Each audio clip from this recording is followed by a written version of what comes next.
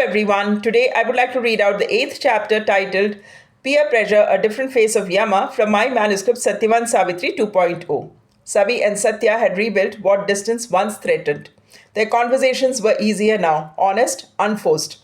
When one phase of transformation settles, another quietly begins. Yama does not arrive only in crisis, sometimes he appears as influence, as temptation, as a desire to belong. This time he arrived as peer pressure.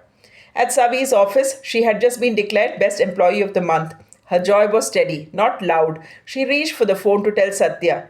But before she could call, a colleague joked, "Pub night, you owe us." Another laughed, "Don't invite her, she'll organize a bhajan instead." Savi smiled easily. "Actually, yes, I'm planning one tomorrow to give thanks. You're welcome to join." There was no defensiveness in her voice, no embarrassment. When asked if she'd ever been to a pub, she replied calmly, "Once, for the music. I don't drink and I prefer quieter places."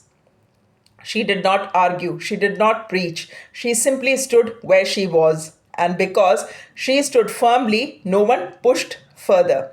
Sometimes the strongest resistance is gentle certainty. At Satya's office, "Smoke," a colleague said. "Not now," Satya replied, eyes still on his screen. His manager joined in. "Come on, take a break." He hesitated. He had promised Savi he would quit. It wasn't just about cigarettes, it was about discipline, about self control. This was not dramatic crisis, it was quiet test. Yama in this form was not destructive, he was reflective.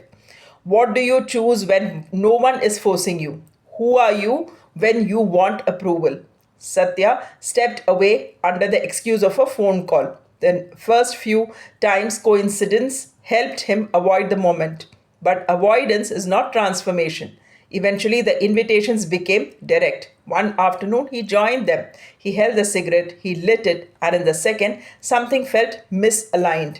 Savi's name flashed on the phone. He looked at it, he looked at the cigarette, he put it out. This time, he did not hide behind excuses. "I promised my wife," he said simply, "I'm done." Some laughed, some shrugged, a few nodded with quiet respect. But something inside him settled. This was not defeat, this was alignment. Yama had not come to pull him away, he had come to reveal where he stood. Love can inspire change, but only when change is chosen freely. Savi never forced him, she never monitored him, she trusted him. And trust sometimes is the mirror that makes a person confront themselves. They say a woman is a pillar of strength at home. But pillars do not stand alone. Foundations matter. Alignment matters. Satya and Savi were not fighting the world. They were choosing themselves within it. Peer pressure did not disappear. It simply lost its power.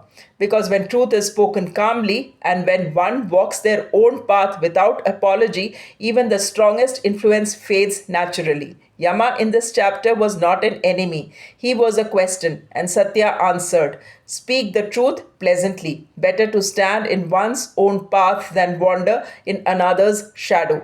So, this phase passed, not through rebellion, but through quiet clarity. That's all for the day. Do let me know your thoughts about the story by writing in the comment section. Thanks for watching and thanks for your time.